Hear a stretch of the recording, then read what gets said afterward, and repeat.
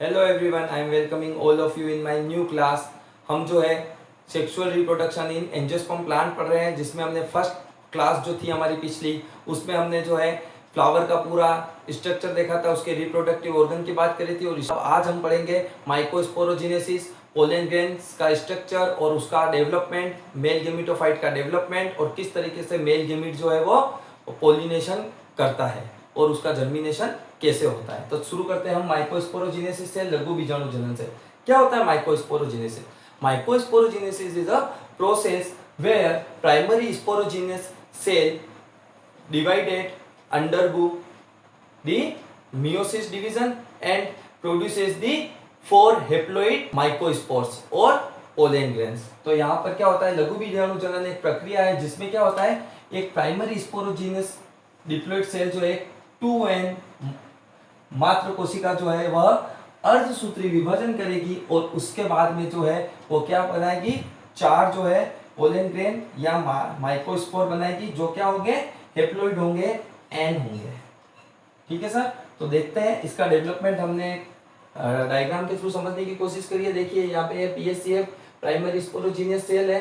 अब ये पीएससी जो है या मात्र लघु बीजाणु कोशिका में बदलती है और यहाँ पे जो है ग्रोथ फेज में जाती है और यहाँ पे जो इसका वैक्यूल बढ़ता जाता है और यहाँ पर जो है साइटोप्लाज्म डेवलपमेंट होता है। और अब आगे जाकर हम देखते हैं यहाँ पे एसिमेट्रिक फिलामेंट बनते हैं, तंतु बनते हैं और यहाँ पे लास्ट में जो है 2 सेल बनती है।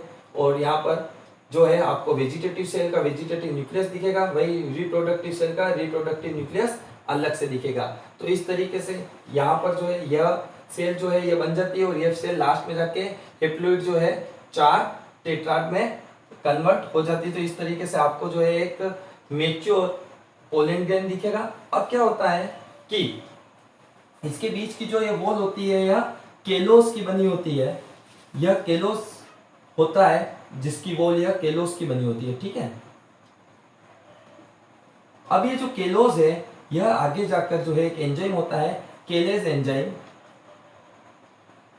उसमें कन्वर्ट हो जाता है। तो जैसे ये केलेज में कन्वर्ट होगा तो यह जो है यहाँ पर डीजनरेट हो जाएगी और इस तरीके से ये जो चारों फ्री हो जाएंगे और चारों जो है इस तरीके से बिल्कुल फ्री होके अलग अलग सिंगल सिंगल में डिवाइड हो जाएंगे। अब हम बात कर लेते हैं अलग अलग टाइप के टेट्राड चतुष्क की, जो कि हमें पोलन ग्रेन में देखने को मिलता है। पैटर्न है ये 5 जो हमें पूरे के पूरे एंजियोस्पर्म में देखने को मिलते हैं। फर्स्ट है टेट्राहार्डन, जिसको बोलते हैं चतुष्फलकीय।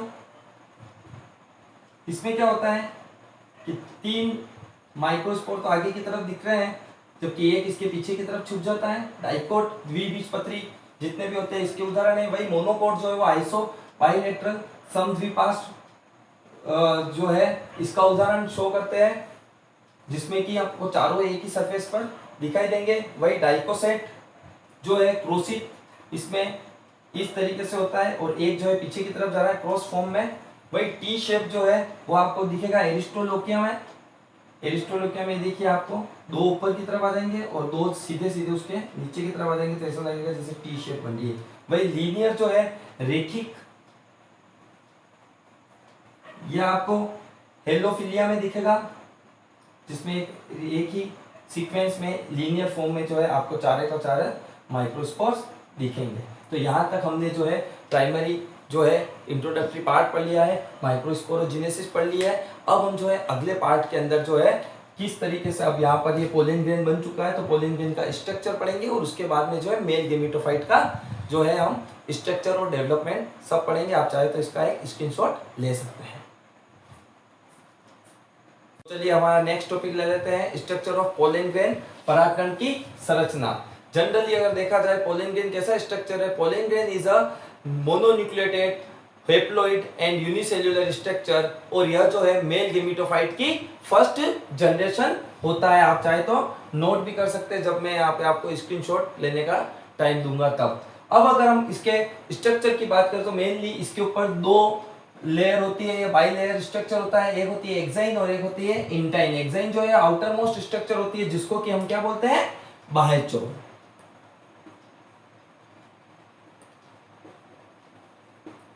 यह मोटी रफ और ऑर्नामेंटेशन लिए हुए स्ट्रक्चर होती है। कहने का मतलब यह जो है थिक होती है, खुरदरी होती है, और जो है इसके ऊपर अलग अलग टाइप के शेप्स मिलते हैं, स्पिक्यूल्स के शेप में, अलग अलग शेप में, जो कि इसको प्रोटेक्शन प्रोवाइड कराते हैं। इसके अलावा टेपिटम के थ्रू जो है इसके अंदर एक स्पेसिफिक केमिकल होता है जिसको हम बोलते हैं स्पोरोप्रोलिन। हमने कल लास्ट वाली क्लास में भी पढ़ा था, जो इसको एक रेजिस्टेंस पावर प्रोवाइड कराता है जो विपरीत परिस्थितियां होती है, हार्श कंडीशन होती है इन्वायरमेंट की, उसके लिए। इसके अलावा इसी एग्जाइन के ऊपर ही नेक्स्ट स्ट्रक्चर जो होता है वो होता है जंप कोर, या जिसे हम बोलेंगे जनन छिद्र। ये नंबर्स में होते हैं 2 से 3 और इनका काम बहुत स्पेशल है। इनका क्या काम है, जब मेल गेमिटोफाइट का डेवलपमेंट होगा और जब पोलिनेशन हो रहा होगा उस समय जो है रिप्रोडक्टिव सेल के अंदर से रिप्रोडक्टिव न्यूक्लियस निकलेंगे, और पोलिनेशन के टाइम पे जो पोलन ग्रेन का जर्मिनेशन होगा उस समय ये ओपन हो जाते हैं और यहाँ पे पोलन ट्यूब यहाँ से बनना शुरू हो जाती है, और जो है यहाँ से ये जो है रिप्रोडक्टिव न्यूक्लियस को बाहर ले जाने का काम करेंगे। फिर बात करते हैं हम सेकेंड लेयर की, इनर लेयर की, जो है इंटाइन अंतःचोल। यह बहुत ही सिंपल सी, सरल और जो है पतली लेयर होती है, जो मेनली पेक्टिन और सेल्यूलोज की बनी होती है, जो साइटोप्लाज्म को कवर करके रखती है। अब हम बात करें न्यूक्लियस की। न्यूक्लियस हमें पता है एक सिंगल न्यूक्लियस है जो आगे जाकर माइटोसिस डिवीजन करेगा और 2 टाइप के न्यूक्लियस बनाएगा। एक हो जाएगा वेजिटेटिव न्यूक्लियस और एक हो जाएगा रिप्रोडक्टिव न्यूक्लियस, जो हम आगे पढ़ेंगे। फिर हम बात करते हैं इसके ऊपर जो है पूरे पोलन ग्रेन के ऊपर एक स्पेशलाइज्ड जो है कवरिंग होती है ऑयल की, वो कहलाती है पोलन कीट, या आउटर लेयर बनाती है। और इसका जो है मेन काम जो है वो होता है स्पेसिफिक ऑर्डर, मतलब कि गंध प्रदान करना, विशिष्ट प्रकार की स्पेशलाइज्ड कलर देना, और जो है म्यूकस जनरेट करना, जिससे कि इंसेक्ट इनकी तरफ अट्रैक्ट हो जाए। अलग अलग साइंटिस्ट अलग अलग थ्योरी के ऊपर काम कर रहे हैं, लेकिन अधिकतर साइंटिस्ट ये मानते हैं कि ये तो ये म्यूकस सीक्रेट करती है और ये जो है अट्रैक्शन का पावर रखती है इंसेक्ट को पोलिनेशन के लिए अपनी तरफ। इसके अलावा एक काम और है इसका, ये यूवी प्रोटेक्शन भी करती है पोलन ग्रेन का। वही अब हम इस और बात कर लेते हैं पोलन एलर्जी की। पोलन एलर्जी एक अच्छा सा टॉपिक है जिसको हमने देखना चाहिए। पोलन एलर्जी जो है यह मेनली जो है क्या होता है कि जो एक्साइन होता है इसके ऊपर छोटी छोटी सी केविटी बनी होती है, और इस केविटी के अंदर जो है टेपिटम और मेल गेमिटोफाइट एक स्पेशलाइज्ड प्रोटीन का जो है वो सिक्रेशन करते हैं, और इसकी वजह से जो है क्या हो जाता है, प्रोटीन सिक्रेशन होता है, और यहाँ पे एक स्पेशलाइज्ड जो है केमिकल आ जाता है। और अगर हम इन पोलन ग्रेन्स को अगर हम हाथ लगाते हैं तो हमारे को खुजली और ऐसा कुछ होता है, तो हमें एलर्जी हो जाती है। तो एलर्जिन सब्सटेंस यहाँ पे हमें मिलता है। वही अगर हम पोलन किट की और बात करें तो पोलन किट आजकल जो है हमें एज अ सप्लीमेंट्री फूड या फिर जो ताकत बढ़ाने वाली जो दवाइयाँ हैं उनमें इसको यूज करा जा रहा है। अब हम पढ़ेंगे हमारी क्लास का last topic, development of male gametophyte, नर युग्मकोद्भिद का परिवर्धन। हमने पोलन ग्रेन का स्ट्रक्चर पढ़ लिया। अभी इस पोलन ग्रेन के अंदर से एक माइक्रोस्पोर जो है वो अलग होता है और वो डेवलप्ड होता है, उसको हमें पढ़ना है। तो मेल गेमिटोफाइट होता क्या है? Male gametophyte is the germinated pollen grain, मतलब कि नर युग्मोद्भिद क्या होता है, यह जो है एक परागित परागकण होता है, जिसमें क्या होता है कि माइक्रोस्पोर जो होता है, लघु बीजाणु जो होता है, एक लघु बीजाणु वो गेमेटोजेनेसिस के थ्रू जो है मेल गेमिटोफाइट में कन्वर्ट होता है। तो यहाँ पे देखिए ये मेल गेमिटोफाइट जो है पहले पोलन ग्रेन के फॉर्म में, और अब इसका डेवलपमेंट प्रोसेस शुरू हो रहा है। तो हम देखते हैं कि सबसे स्टार्टिंग में पोलन ग्रेन में जो है एक माइक्रोस्पोर जो है वो सिंगल न्यूक्लियस होता है, उसमें माइटोसिस डिवीजन होता है न्यूक्लियस का, उसमें माइटोसिस डिवीजन होगा न्यूक्लियस का बिफोर पोलिनेशन, और उस समय जो है यह 2 न्यूक्लियस में डिवाइड होना शुरू करेगा। लेकिन ये 2 न्यूक्लियस में डिवाइड होगा उसी समय इसके बीच में जो है मिडिल वॉल बन जाएगी, जिसकी वजह से दोनों न्यूक्लियस जो है वो एक दूसरे से अलग अलग हो जाएंगे। अब यहाँ पर जो है वेजिटेटिव न्यूक्लियस और जनरेटिव न्यूक्लियस में दोनों अलग अलग सेपरेट हो जाते हैं। वेजिटेटिव न्यूक्लियस साइज में थोड़ा बड़ा होता है, जबकि जनरेटिव या रिप्रोडक्टिव न्यूक्लियस जो है साइज में छोटा होता है, और ये जो वॉल होती है पोलन ग्रेन की वॉल से ये चिपका हुआ रहेगा। अब क्या होगा, पोलिनेशन के टाइम पर यहाँ पर सेल डिवीजन होगा, वापिस से जो है यहाँ पे माइटोसिस का सेल डिवीजन होता है, समसूत्री विभाजन होता है, और जो है ये दोनों सेल जो है वो डिवाइड हो जाती है। और अब हमें यहाँ पे दो सेल दिख रही है, वेजिटेटिव सेल और जनरेटिव सेल।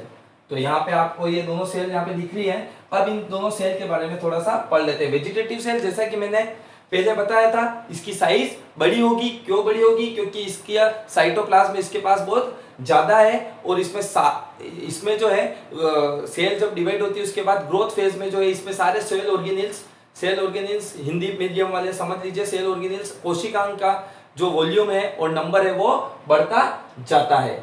अब जो है थोड़ी देर बाद क्या होता है कि वेजिटेटिव सेल के अंदर से जो है वैक्यूल्स जो पहले बनती है वो धीरे धीरे वैक्यूल्स जो है वो एग्जिस्ट हो जाती है या डीजनरेट हो जाती है। अब ये वेजिटेटिव सेल जो है आगे डीजनरेट हो जाएगी। पोलन ट्यूब का जब जर्मिनेशन होगा, पोलन ट्यूब के अंकुरण के समय जो है आपकी कायिक कोशिका जो है इसकी वह जो है नष्ट हो जाती है।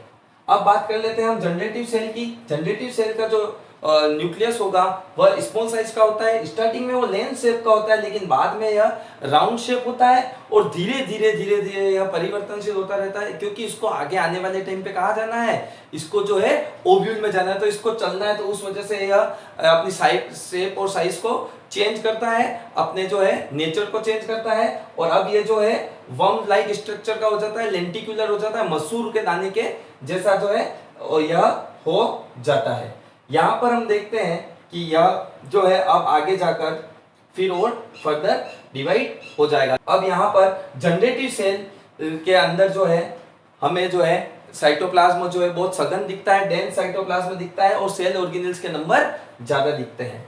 अगर बात करें डीएनए और आरएनए को लेकर, तो वेजिटेटिव और जनरेटिव सेल दोनों के अंदर जो है डीएनए का अमाउंट तो सेम रहता है, लेकिन क्योंकि यहाँ पर साइटोप्लाज्मिक वॉल्यूम ज्यादा है तो यहाँ पर आरएनए का वॉल्यूम ज्यादा होगा। वेजिटेटिव सेल में आरएनए का वॉल्यूम ज्यादा होता है।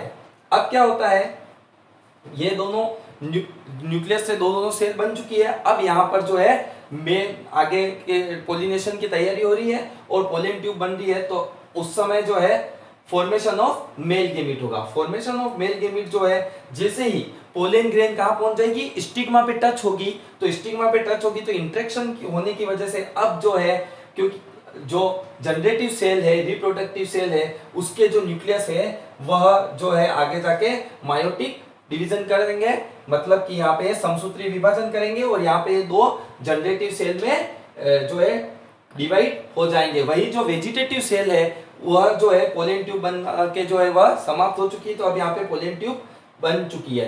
वही वेजिटेटिव सेल का जो न्यूक्लियस है वह आगे चलता रहता है। ठीक है, अब यहाँ पर क्या होता है, जनरेटिव सेल वापिस से माइटोसिस डिवाइडेशन हो चुका है, और यहाँ पे दो मेल गेमीट पे जो है हमें बनते हुए दिख रहे हैं। ये मेल गेमीट जब पोलन ट्यूब और पोलन ग्रेन का इंटरेक्शन हो रहा है दोनों का, और यह ओव्यूल के वहां पे पहुंच रही है, तब ये जो है वहां पर जो है आगे जाकर जो है फीमेल गेमिटोफाइट के अंदर एंटर कर जाएंगे। अब तक हम लोगों ने फ्लावर के मेल रिप्रोडक्टिव ऑर्गन के बारे में कंप्लीटली स्टडी कर लिया। आप लोग चाहे तो इसका स्क्रीनशॉट भी ले सकते हैं, और आप मेरे चैनल को लाइक सब्सक्राइब करते रहिए।